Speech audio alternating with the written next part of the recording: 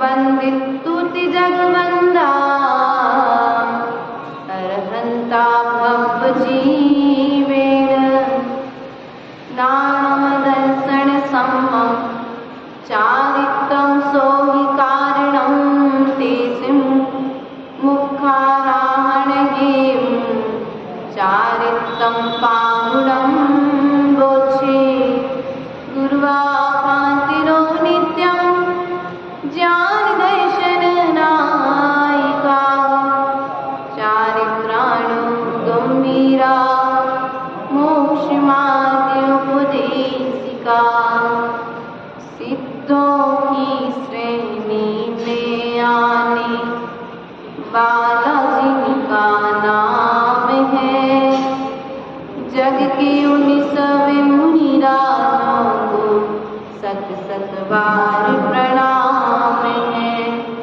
जग के 19 मुनि राजों को सत सत बार प्रणाम है।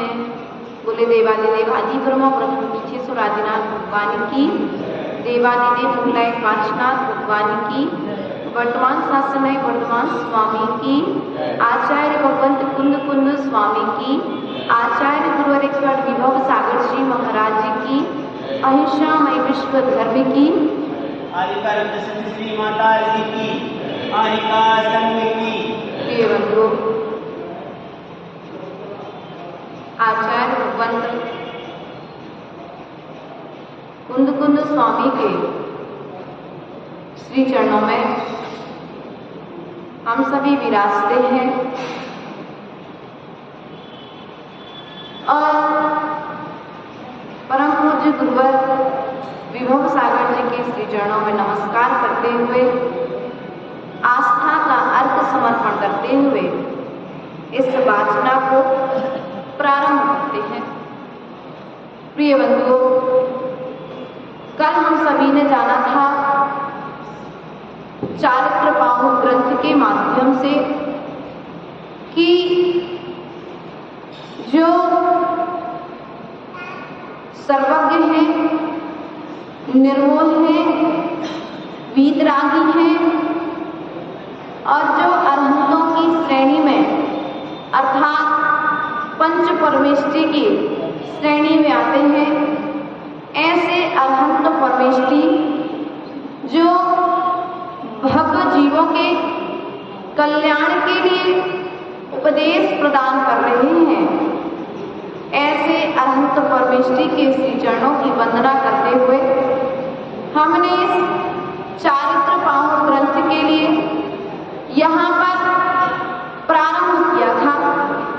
इसी क्रम को आगे बढ़ाते हुए आचार्य भगवंत कारिका नंबर 3 और 4 के माध्यम से रत्नात्रय की शुद्धि के लिए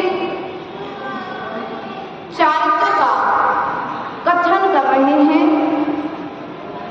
आचार्य भगवंत कहते हैं, एतेनि विभावा भवन्ति जीवस्य अक्षरामेया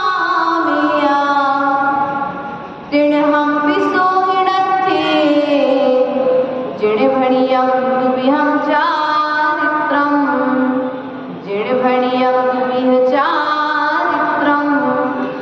आचार्य भगवंत कहते हैं, ये त्रीणि विभावा, ये जो 3 भाव हैं, अब वे 3 भाव कौन से हैं?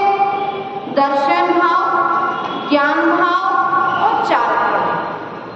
भवन्ति जीवस्य अक्षरामेय, यह जो 3 भाव हैं, यह 3 भाव जीव के अक्षय और अमेय भाव हैं, अर्थात शाश्वत भाव हैं। इन भावों का कभी नष्ट होने वाले नहीं हैं। एक बार यदि यह भाव प्रकट हो जाए तो यह भाव अक्षय है, शाश्वत है, अर्थात क्षय को प्राप्त होने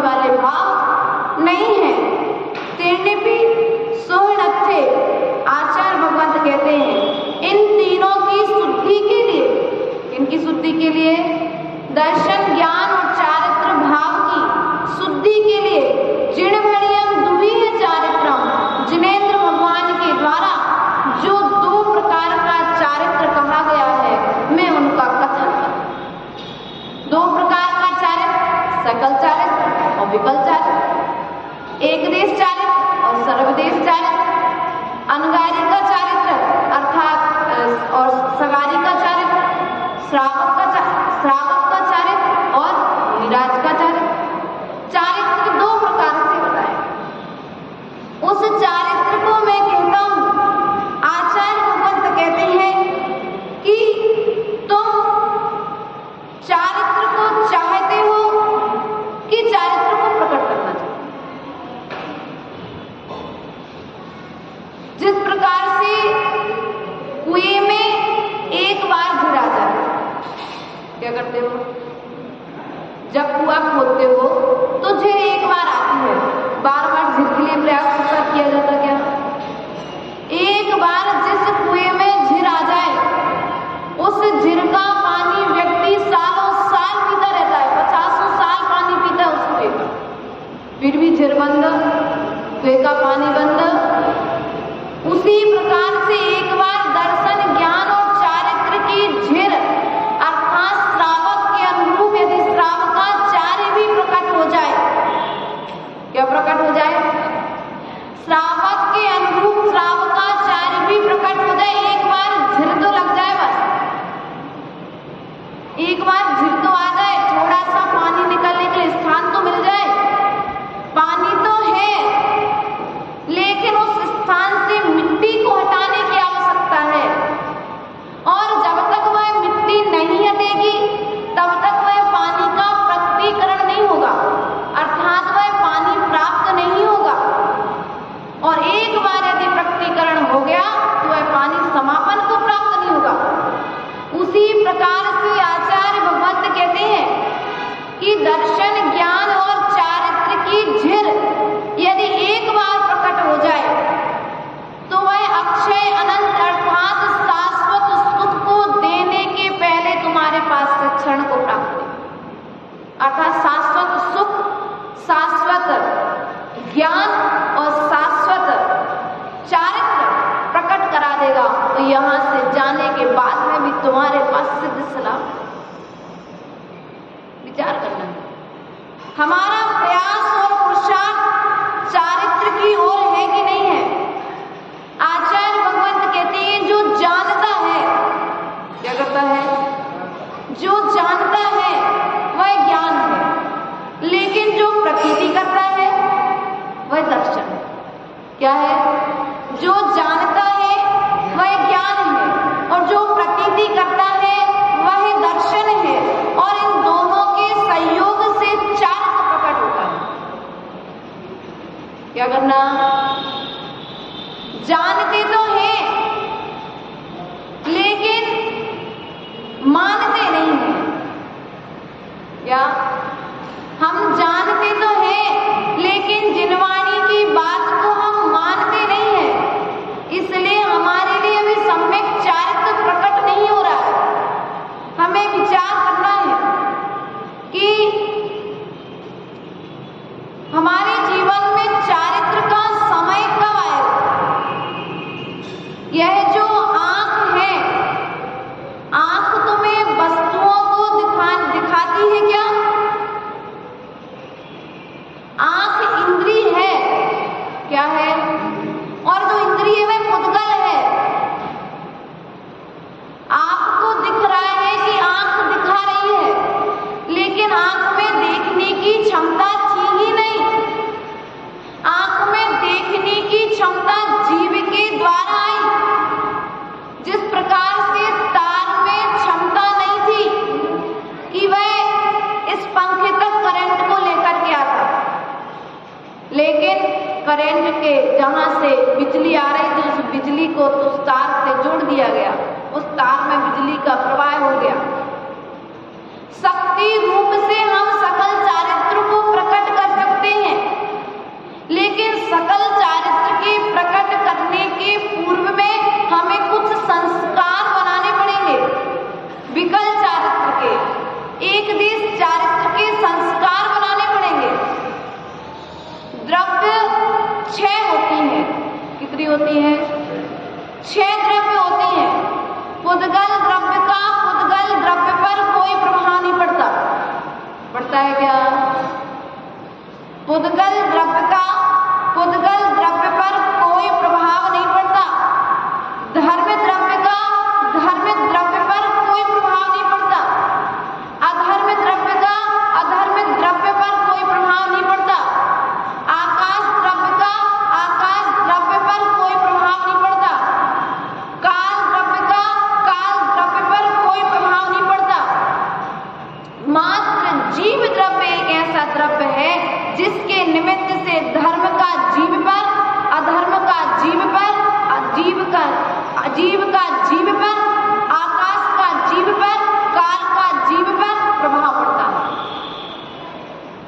विचार करना है। ये सब मात्र पुद्गल है।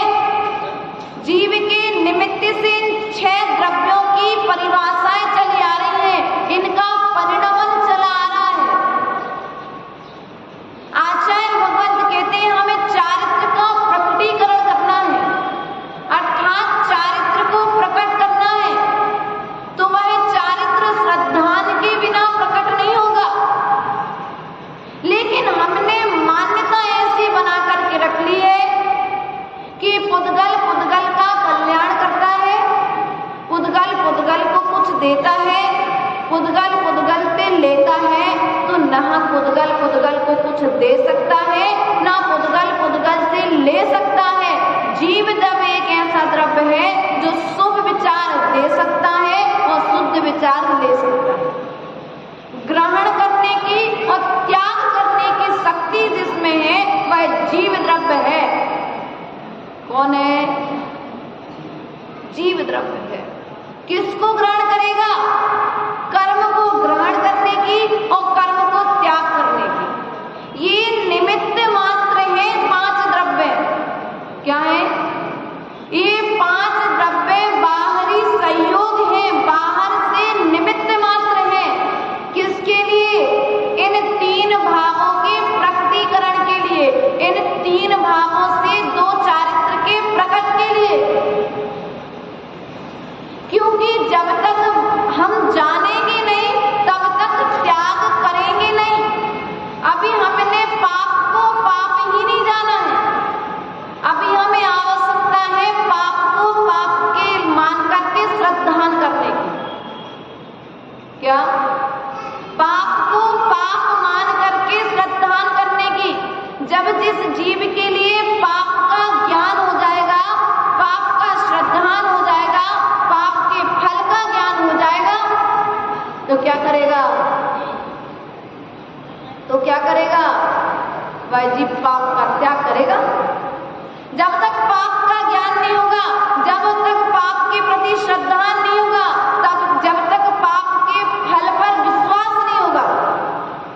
यह तो जान लिया, झूठ बोलने से जब नरकों में जाओ तो अपनी जो झूठ बोलता है, यदि वह जीव किसी उस पाप के फल से नरक पहुंच जाए तो क्या होगा?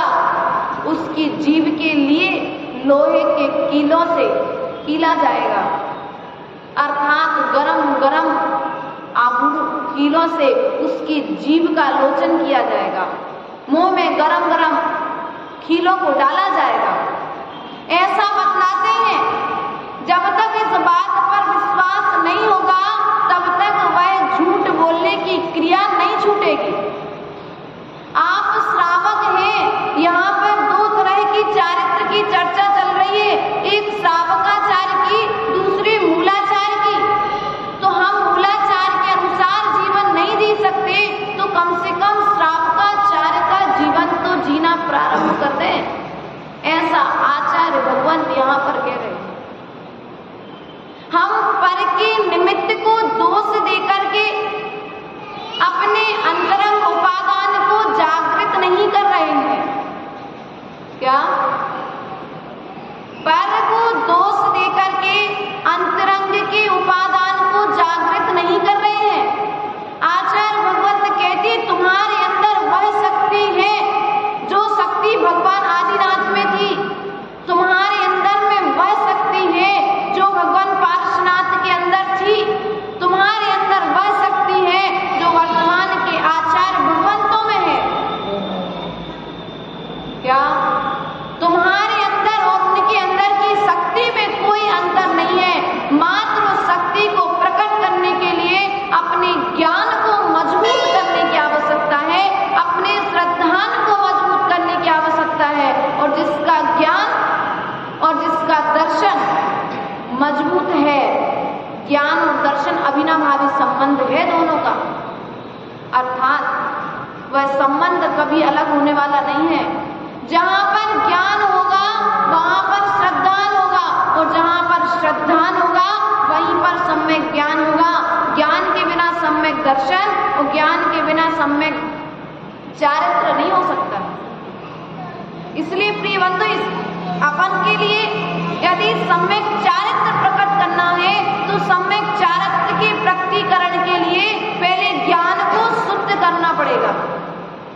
शुद्ध करना पड़ेगा। जैन दर्शन में ज्ञान की पूजा नहीं है अकेले, क्या अकेले ज्ञान की पूजा नहीं है, दर्शन और चारित्र सहित ज्ञान की पूजा है। किसके सहित? ज्ञान कम हो, रसोई में सामग्री कम हो, लेकिन उतनी सामग्री तो हो जितनी सामग्री से पेट भर सके। क्या? ज्ञान के पीछे ज्यादा नहीं भागना, ज्ञान की ज्यादा आवश्यकता नहीं है मोक्ष मार्ग में। संदीप भैया, मोक्ष मार्ग में ज्यादा ज्ञान की आवश्यकता नहीं है। मोक्ष मार्ग के लिए मात्र जीव को जीव और अजीव को अजीव मानने से तुम्हारा कल्याण हो जाएगा। क्या? मैं जीव हूं, तुमने अपने गुण देख लिए, मात्र तुम अपने गुणों के प्रति, अपनी आत्मा के प्रति यदि श्रद्धान करते हो तो तुम्हारा कल्याण हो जाएगा। तुम पुद्गल को पुद्गल मानते हो, पर को पर मानते हो, निज को निज मानते हो, इतना मानने से मात्र तुम्हारा कल्याण हो जाएगा। अभी तुमने अपनी शक्ति को जाना ही नहीं है और हमने अपनी शक्ति को छुपा करके रखा है। आचार्य भगवान कहते हैं जो शक्ति होते हुए भी आचरण नहीं करता है वह चोर है। कौन है वह? चोर है, अपनी इंद्रियों का दास बना हुआ है। शक्ति है, शक्ति होते हुए भी धर्म नहीं कर रहा है। क्या नहीं कर रहा है? धर्म नहीं कर रहा है। ताकत होते हुए भी धर्म नहीं कर रहा है। वह पर से चोरी नहीं कर रहा है, किसी वस्तु की चोरी नहीं कर रहा है, वह निज के गुण की चोरी कर रहा है। इसलिए प्रिय बंधुओं, यदि हम अपने जीवन में अपना कल्याण चाहते हैं, किसका कल्याण? अपने जीवन में अपना कल्याण चाहते हैं, अपना भला चाहते हैं, पर का भला करते करते तो पूरा जीवन काल निकल गया। कभी ऐसा कोई समय आया जिस समय में बैठ करके मैंने अपने विषय में सोचा? आप लोग सोचते हो कि महाराज जी माता जी अकेले क्या करते होंगे बैठे रहते हैं, कभी विचार करते कि नहीं करते? आचार्य भगवान तक जैसे महान आचार्य घंटों घंटों अकेले एक तखत पर बैठे रहते, ना कोई किताब सामने है, ना कोई पेन डायरी सामने है, तो क्या करते रहते हैं? किस चीज का चिंतन करते हैं? वे उन गुणों के प्रकटीकरण का चिंतन करते रहते हैं जिन गुणों को पारसनाथ ने प्रकट कर लिया। वे उन गुणों के प्रकटीकरण की व्यवस्था बनाते रहते हैं कि जिनसे उनका वे भी भगवान महावीर स्वामी जैसे बन जाए। जिन गुणों को मात्र किताबों में पढ़ा था, उस गुण को प्रकट कैसे किया जाए, इस चीज का भी चिंतन करते रहते हैं। आपके लिए यदि एक समय के लिए खाली बैठा दिया जाए, आपके पास से समस्त प्रकार की वस्तुओं को उठा लिया जाए और आपसे कह दिया जाए कि 1 घंटे आज आपको कुछ भी नहीं करना है, मात्र बैठना है, क्या आप बैठ पाएंगे? आपके लिए सब तरह के कामों से विराम दे दिया जाएगा, आप खाली बैठ पाएंगे? और उस खाली समय में अपना समय अपने लिए दे पाएंगे? हमारे अनादिकाल के संस्कार हैं राग के, और वे राग के संस्कार इतने घोर हैं, इतने गाढ़े पड़े हुए हैं कि वे वीतरागता के संस्कार को हमारे जीवन में नहीं आने दे रहे हैं। और जब तक वीतरागता के संस्कार हमारे जीवन में नहीं आएंगे, तब तक वीतरागता प्रकट नहीं होगी। इसलिए अपने जीवन में यदि आप चाहते हैं कि सकल चारित्र प्रकट हो, तो सकल चारित्र के प्रकटीकरण के लिए हमारे लिए अपने आत्मा के परिणामों का संशोधन करना पड़ेगा। आप क्या करते हो? आहार देते हो? देते कि नहीं देते? कितने सावधानी के साथ उस ग्रास का शोधन करते हो? कितनी सावधानी से देखते हैं?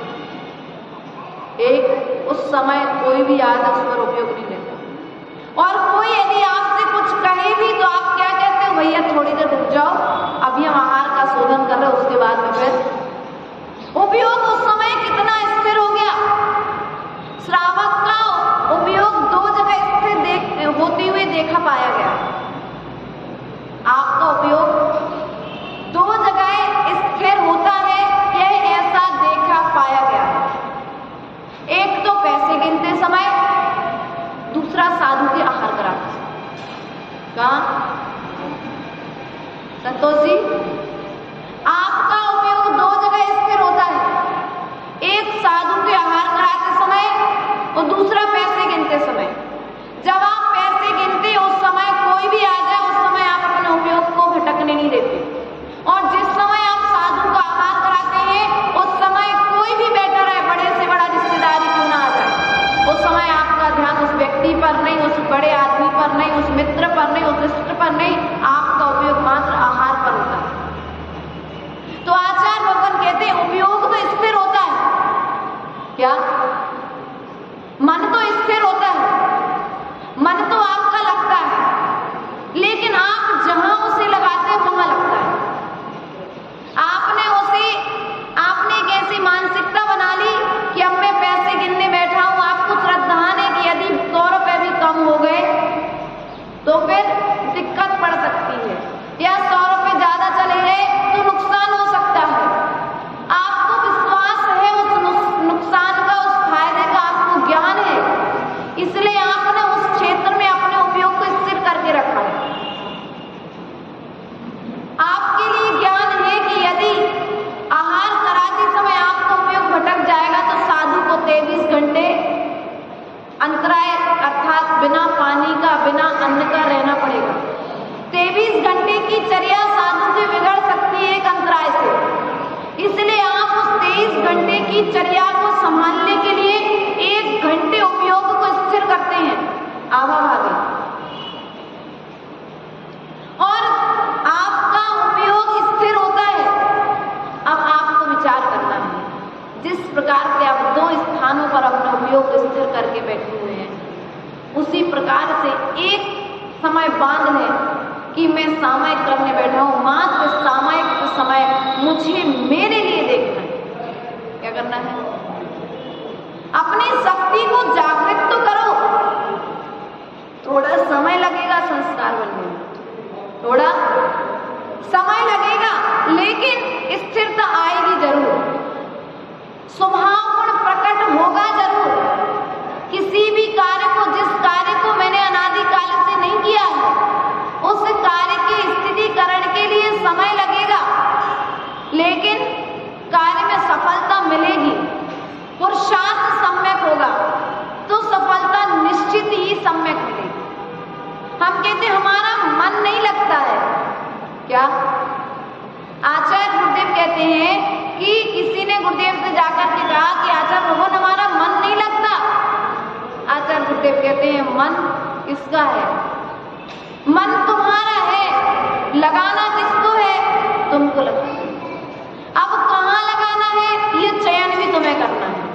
तुमने 2 स्थानों को तो चयन कर लिया है, अब अन्य स्थानों पर लगाना है तो तुम्हें उस स्थान का चयन करना पड़ेगा कि तुम्हारा मन मंदिर में लग रहा है, तुम्हारा मन पूजा में लग रहा है, तुम्हारा मन स्वाध्याय सुनने में लग रहा है, कि तुम्हारा मन बाहर की इधर उधर की बातों को करने में लग रहा है। तुम्हारा मन झूठ में बोलने में तो नहीं लग रहा है, तुम्हारा मन चोरी करने में तो नहीं लग रहा है, तुम्हारा मन किसी की निंदा गरहा आदि को सुनने में तो नहीं लग रहा है, तुम्हारा मन इधर उधर की झूठी बातों को करने में तो नहीं लग रहा है। यदि तुम्हारा मन इधर उधर की बातें करने में लग रहा है तो समझ लेना अभी मोक्ष तुमसे बहुत दूर है, अर्थात आचरण से तुम बहुत दूर खड़े हो। सकल चारित्र की तो बात दूर, अभी श्रावक का आचरण ही नहीं आया। क्या? प्रवचन सुनने के लिए 1 घंटे के बीच में 10 बार मन दुकान और घर पर चला जाता है। क्या?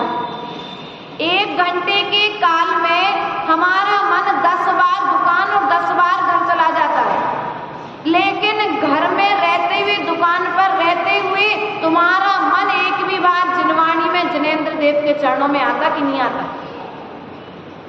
यदि तुम्हारा मन दुकान पर रहते हुए, घर पर रहते हुए 24 घंटे में एक बार भी यदि मंदिर का चिंतन आ रहा है और वहीं बैठे बैठे हाथ जोड़ करके नमस्कार कर लिया तो तुम्हारे 1 घंटा मंदिर में आना सार्थक हो गया। क्या हो गया? क्योंकि ये आचरण है। आप मंदिर नहीं आ सकते थे, कहा 3 टाइम जिनेंद्र देव की वंदना करनी चाहिए। कितने टाइम? 3 टाइम, सुबह, दोपहर और शाम। श्रावक के लिए 3 बार। साधु तो प्रतिपल कर रहा है, श्रावक के लिए कम से कम ज्यादा बार दर्शन ना कर पाए, 1 बार दर्शन तो ठीक, 3 बार जिनेंद्र देव की वंदना करनी चाहिए दिन में। और अब तो मंदिर नहीं आ पा रहे हो, कोई बात नहीं, आप तीर्थ क्षेत्रों की वंदना पहले तो प्रयास करो कि जाओ, और यदि नहीं जा पा रहे हो तो वहीं बैठे बैठे स्मरण करके नमस्कार कर लो। क्या कर लो? कम से कम उतना तो नमस्कार करने का पुण्य तो मिलेगा। आप वर्तमान काल में सिद्धालय नहीं जा सकते, लेकिन इतना तो विश्वास है कि पंचम काल में सिद्धालय नहीं जाना है तो सिद्धालय में बैठे सिद्ध भगवानों को हम नमस्कार तो कर सकते हैं। यहाँ बैठे बैठे तुम्हारा नमस्कार महावीर स्वामी के चरणों में पहुंच रहा है। यहाँ बैठे बैठे तुम्हारा नमस्कार विदेह क्षेत्र के सीमंदर स्वामी के चरणों में पहुंच रहा है। यहाँ बैठे बैठे तुम्हारा नमस्कार आदिनाथ के चरणों में पहुंच रहा है। यहाँ लिया सब नाम है आपका, नाम वहां तक जा पहुंचा। यहाँ किया सब ध्यान है आपका, ध्यान वहां तक जा पहुंचा। सिद्धालय का शुभ संदेशा हृदय हमारे आप पहुंचा। कभी कभी देखना, आप जब नमस्कार करते हैं, वंदना करते हैं तो एक अंदर में अपने आप रोम खिल उठते हैं, अंदर में एक प्रसन्नता हो जाती है। तो कभी कभी जब विदेह क्षेत्र में तीर्थंकर भगवान की दिव्य देशना अभी भी 4 टाइम खिल रही है। क्या हो रही है? 4 टाइम अभी भी खिल रही है वर्तमान पंचम काल में। आप और उस देशना के परमाणु सर्वत्र तीनों लोक में फैलते हैं। जब आप सोते हैं तब वे वरगणाएं आपको छू करके चली जाती हैं। क्या करती हैं? तब वे शुभ वरगणाएं आपको छू करके चली जाती हैं और आप क्या कर रहे होते हैं? अब जो जाग जाते हैं, जो सामायिक आदि करते हैं, जो ध्यान आदि में लीन होते हैं, वे वरगणाएं उनको ग्रहण हो जाती है, वे उनमें आ जाती हैं। तो कभी कभी ऐसा लगता है हमने तो कभी ये बात पढ़ी नहीं ज्ञान में, किताब में, लेकिन फिर भी मुझे आ गई। कभी मैंने ऐसा आचरण किया नहीं, कभी मुझे गुरु ने उपदेश दिया नहीं, लेकिन फिर भी उपदेश आचरण में आ गया। कारण समय से क्रियाओं में लगे हुए थे। तो सिद्धालय में जो सीमंदर स्वामी ने विदेह क्षेत्र में जो उपदेश दिया था, वह उपदेश हमारी विशुद्धि से हमारे आचरण में आ गया। विशुद्धि का प्रकटीकरण बाहर में नहीं होता है। कल हमने बताया था विशुद्धि तुम्हारे अंतरंग में प्रकट होगी, अर्थात अंतरंग से ही मिलेगी, अंतरंग में ही मिलेगी। कहीं बाहर में जाकर के बाहर में घूमने से नहीं मिलेगी। इसलिए हम सकल चारित्र अर्थात एक देश चारित्र के प्रकटीकरण की बात यहाँ पर की जा रही है। आचार्य पंत कहते हैं कि यह कोई जरूरी नहीं है कि हमारे कल्याण के लिए हमें भगवान आदिनाथ का सहयोग मिले तभी मेरा कल्याण हो। क्या यह कोई जरूरी नहीं है, यह कोई आवश्यक नहीं है कि मेरा कल्याण जब होगा जब आदिनाथ आएंगे। तो आदिनाथ आने वाले हैं क्या? या आपने ऐसी मान्यता बना ली हो कि जब भगवान महावीर स्वामी का शासन काल आएगा या जब तीर्थंकर स्वामी का शासन काल आएगा, चतुर्थ काल आएगा, तभी मेरा कल्याण होगा, तभी मैं मोक्ष जाऊंगा। इस बात की कोई गारंटी है क्या? इस बात का कोई प्रमाण है क्या? या फिर यह भी कोई जरूरी नहीं है कि जब तुम शास्त्रों को पढ़ोगे तभी तुम्हारा कल्याण होगा। आचार्य भगवान कहते हैं देव मिले या ना मिले, शास्त्र मिले या ना मिले, मात्र यदि गुरु अकेले मिल गए, देव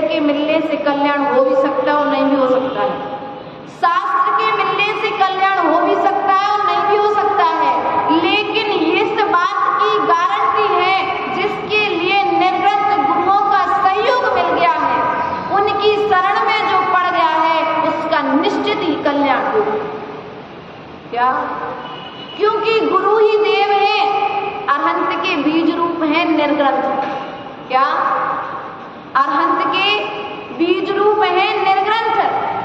निर्ग्रंथ गुरुओं के लिए चलता फिरता शास्त्र कहाँ है? चलता फिरता मूलाचार है। क्या? मूलाचार में जो लिखा है, नियम सार में जो लिखा है, प्रवचन सार में जो लिखा है, समय सार में जो लिखा है, अष्टपाहों में जो लिखा है, उसका आचरण करने वाले कौन है? निर्ग्रंथ। उनका आचरण करने वाले कौन है? गुरु। शास्त्रों को खोल करके देखने का समय न मिले तो गुरु के चरणों में बैठ लेना। जो शास्त्रों में आचरण मिला है, लिखा है, उस आचरण को तुम देख लोगे तो समझ जाओगे कि यही शास्त्रों में लिखा है जो हम देख रहे हैं। विचार करना है। प्रिय बंधुओं, हमने अपने जीवन को चारित्र की ओर अभिमुख किया कि नहीं किया? जब एक गाड़ी वाला गाड़ी चलाता है, वह गाड़ी को जिस ओर मुड़ता है गाड़ी उस ओर जाती है। गाड़ी चलाई कभी? गाड़ी चलाते हो, गाड़ी चलाते जो चलाता है उसके साथ बैठते हो।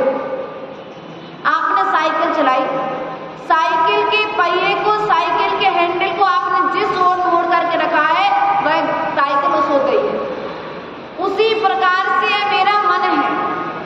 मैंने इस मन को जिस ओर मोड़ा है, मैंने इस मन को जिस दिशा में लगाया है, वह उस दिशा में पूर्ण ईमानदारी के साथ, किसके साथ? बेईमानी के साथ नहीं, पूर्ण ईमानदारी के साथ। मन क्या है? तुम्हारा दास है। मन क्या है? तुम्हारा नौकर है। नौकर को तुम जहां जाने का कहोगे वहां जाएगा। नौकर को तुम जैसा खाने का कहोगे वैसा कहेगा, खाएगा। जैसा कहने को कहोगे वैसा कहेगा। लेकिन हमारी स्थिति क्या है? हम दुकान के तो मालिक हैं, लेकिन अंदर में हमने अपने मन को मालिक बना कर रखा। हम उस नौकर के दास बन करके बैठे हैं। इसलिए हमारे अंदर में एक देश चारित्र प्रकट नहीं हो रहा है। सकल चारित्र की तो बात पूछ लीजिए। यदि अपने जीवन में यदि तुम सकल चारित्र को प्रकट करना चाहते हो, एक देश चारित्र का प्रकटीकरण चाहते हो, तो तुम नौकर की नहीं मालिक की बात मानो। अर्थात नौकर बन करके जीवन मत जियो, तुम मालिक बन करके जीवन जियो। क्या करो? मालिक बन करके जीवन जियो, मंदिर के नहीं। क्या हम नहीं मानेंगे? भैया माता जी ने कहा मालिक बन करके जीवन जियो। मंदिर के नहीं, मन के मालिक बनो, अपनी आत्मा के मालिक बनो, अपने भावों के मालिक बनो। जो करने योग्य कार्य हो उसको ही करो। साधुओं ने क्या किया? निर्ग्रंथों ने क्या किया? त्यागियों ने क्या किया? नौकर को नौकर रहने दिया, मालिक नहीं बनने दिया। और हमारी स्थिति क्या है? हमने नौकर को मालिक बना लिया है, सिर पर चढ़ा करके रखा है, और मालिक नौकर बन करके बैठा है। जैसा मन कह रहा है वैसा हम करते चले जा रहे हैं। इसलिए हम ऊंचाइयों की ओर ना जा करके हम नीचे की ओर जा रहे हैं। इसलिए यदि हम अपना विकास चाहते हैं, क्या चाहते हैं? यदि हम अपना विकास चाहते हैं, अपनी प्रोग्रेस चाहते हैं, आप लोग कहते हैं ना, एक हिंदी के अलावा इंग्लिश में प्रोग्रेस, कितना प्रोग्रेस किया आपने? इतने साल हो गए, आपके अंदर में चारित्र कितना आया? श्रावक के सठ कर्तव्य आए कि नहीं आए? एक देश चारित्र आया कि नहीं आया? अभी तक देशव्रती बने कि नहीं बने? शुद्ध भोजन करना प्रारंभ किया कि नहीं किया? भोजन शुद्ध करो चाहे ना करो, लेकिन शुद्ध विचारों को जीवन में सदा रखना। शुद्ध भोजन करने वाले का कल्याण हो भी सकता है और नहीं भी हो सकता है, लेकिन जिसके अंदर में शुद्ध विचार है,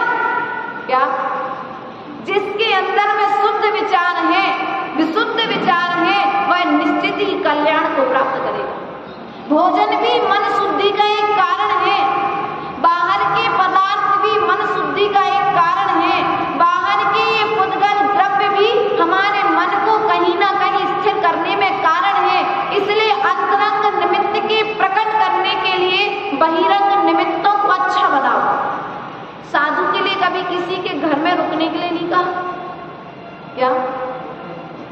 और साधु के आसपास कभी कोई ऐसा वातावरण नहीं बनाया जिससे उसका मन चंचल हो जाए।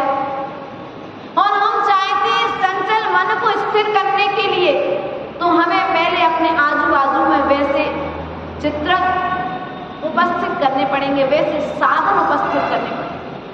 आप एक उपवास करते हो, आपको भूख लगाती है, क्यों? क्योंकि सुबह से शाम तक जिस घर में आप रह रहे हो मन स्थिर नहीं है, और आप जिस घर में रहे हो सुबह से शाम तक उस घर में भोजन बन रहा है, भोजन की गंध आ रही है, तो उपवास तो है, उपवास तो था, लेकिन समोसे की खुशबू आ गई अच्छी बढ़िया। अरे यार आज ही तुम्हें समोसा बनाने थे, कल बना लेते, आज हमारा उपवास था। तो क्या हो गया? मन चंचल हो गया। मन जाए तो जाए, अब शरीर नहीं जाना चाहिए वहां।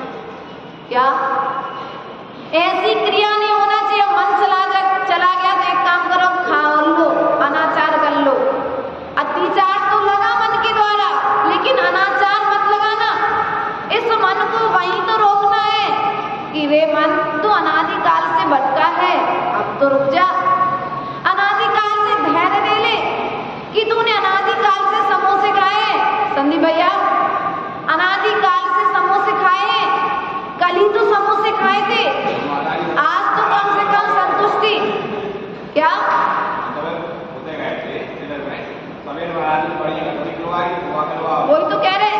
वही कह रहे हैं कि तो कम से कम उस समय तुम्हें शुद्ध तो मिला।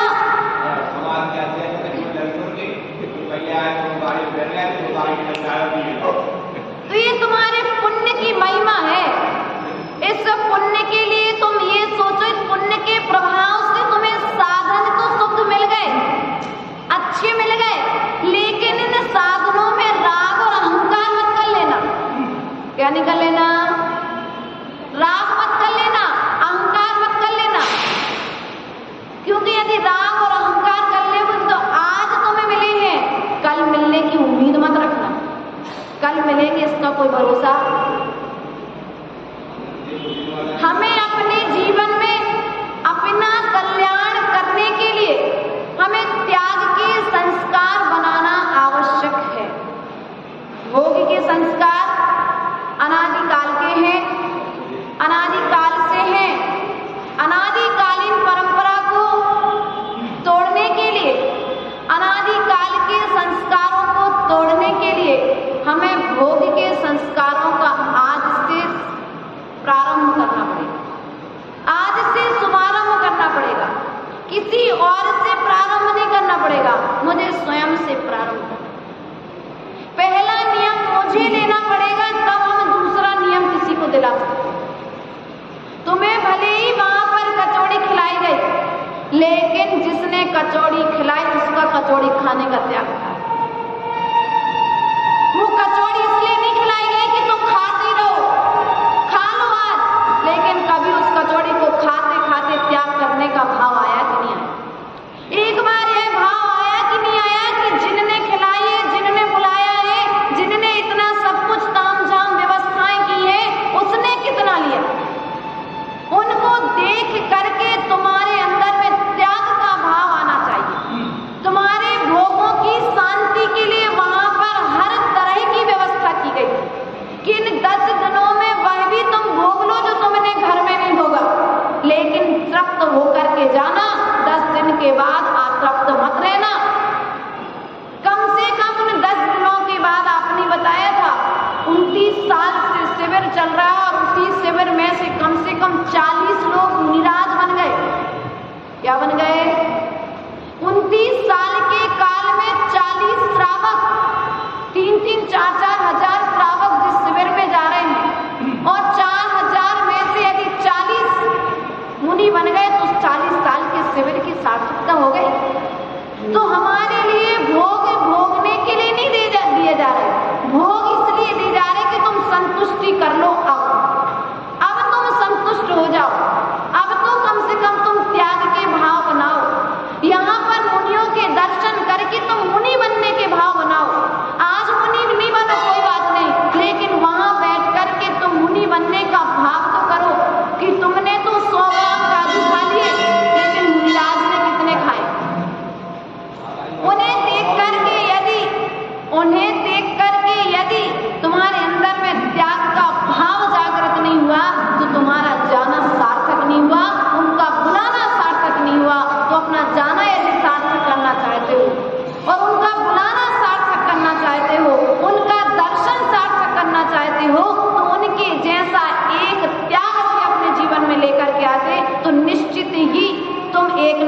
उनके जैसे बन जाते। गुणों के गान के लिए नहीं बुलाया, सुनो, उन्होंने तुम उनके गुणगान के लिए नहीं बुलाया। उनने ये नहीं कहा कि संदीप तुम आना और तुम यहाँ बहुत जोर से जयकारा लगाना, जयकारा लगाने वालों की कमी नहीं थी। उन्होंने तुम्हें इसलिए नहीं बुलाया कि तुम हमें नमस्कार करना, नमस्कार करने वालों की कमी नहीं थी। उन्होंने इसलिए भी नहीं बुलाया कि तुम यहाँ करके पूजा करना तो तुम्हारा कुछ होगा, नहीं। उन्होंने इसलिए बुलाया तुम्हारे लिए कि तुम्हारी भी एक दिन जयकारा लग सके, तुम्हारी भी एक दिन स्तुति हो सके। इसलिए तुम स्तुति करना सीख लो, यहाँ पर आकर के स्तुति की अनुमोदना कर लो स्तुति करने वालों की, तो एक दिन तुम्हारे अंदर में उनके जैसे गुण प्रकट हो जाए। इसलिए इतना सब कुछ वहां पर कार्यक्रम किया गया था।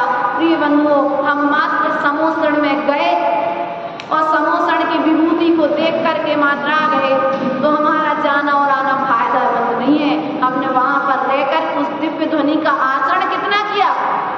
भगवान आदिनाथ का समोसरण लगा, मारी जी के जीव को भी सहयोग मिला, और भगवान महावीर स्वामी का जब समोसण लगा तो इंद्रभूति गौतम को भी सहयोग मिला। समझना बात को, दोनों तीर्थंकर और दोनों जीवों को तीर्थंकर के समोसण का सहयोग, लेकिन एक जीव उसी समोसण में जाकर के अनंत काल तक भटक रहा है और एक जीव समोसण में जा रहा है और जाकर के अंतर मुहूर्त में उनको केवल ज्ञान हुआ कि इधर भाई भी केवल ज्ञान को प्राप्त कर रहा है। हमें भोगों में संसार में भटकने के लिए समोसण में नहीं बुलाया गया, इस अनंतकालीन परंपरा को रोकने के लिए समोसण में बुलाया गया। पुण्य देखिए उस गौतम स्वामी का, 30 साल भगवान महावीर स्वामी मुनिराज बने रहे, 66 दिन तक उनकी दिव्य ध्वनि नहीं खिली, 66 दिन तक दिव्य ध्वनि नहीं खिली। कारण योग्य पात्र नहीं आया। क्या? भगवान मौन बैठे एक के निमित्त से, और यहाँ पर मारीची का जीव दिव्य ध्वनि सुनते सुनते समोसण से जा रहा है। क्या कर रहा है?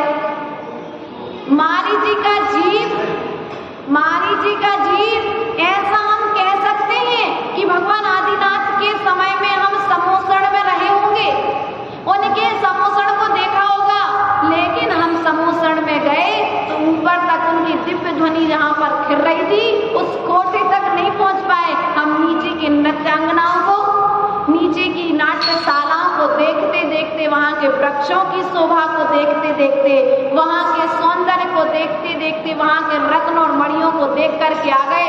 और ये तो कहने लगे समोसण में ऐसे रत्न लगे थे, समोसण में ऐसे रत्न लगे थे, लेकिन मूल रूप में, संदीप भैया, मूल रूप में जो रत्न बटे उन रत्नों को लेकर के आए कि नहीं आए? एक आध नियम, एक आध विषय का त्याग करके आए कि नहीं आए? मूल में तो यदि तुमने समोसण में जाकर के एक आध नियम को धारण कर लिया तो तुम्हारा समोसण में जाना सार्थक हो गया। जब भगवान महावीर स्वामी के समोसण में गौतम स्वामी पहुंचे तो उन्होंने 3 रत्न प्राप्त कर लिए, तो 3 लोक में पूजनीय हो गए। और मारीची वहीं पर पहुंचे तो 3 रत्नों को प्रकट करने की, प्राप्त करने की शक्ति होते हुए भी प्रकट नहीं किया, महिमा नहीं जानी, तो संसार में इतने आदिनाथ के बाद 23 तीर्थंकर, 22 तीर्थंकर हो गए, भटकते रहे, इतना काल उन्हें बिताना पड़ा। तो कहीं हमारी स्थिति मारीची की जीव की तरह और गौतम स्वामी के इंद्रभूति गौतम की तरह है कि नहीं है? यदि हम संसार काटना चाहते हैं तो इंद्रभूति गौतम की तरह बनना पड़ेगा, मारीची के जीव की तरह नहीं बनना पड़ेगा। हमारा कल्याण मारीची जैसी भावनाओं से नहीं होगा, हमारा कल्याण होगा इंद्रभूति गौतम की तरह भावना यदि हम रखेंगे। समोसण का सहयोग मिलेगा, लेकिन समोसण में जाकर के समोसण जैसे भाव आ जाना यह बड़े पुण्य की बात है। हम विचार करें अपने जीवन में, देश चारित्र और सकल चारित्र को प्रकट करने का प्रयास और पुरुषार्थ करेंगे, तभी यह चारित्र भाव पढ़ना और सुनना हमारा सार्थक होगा।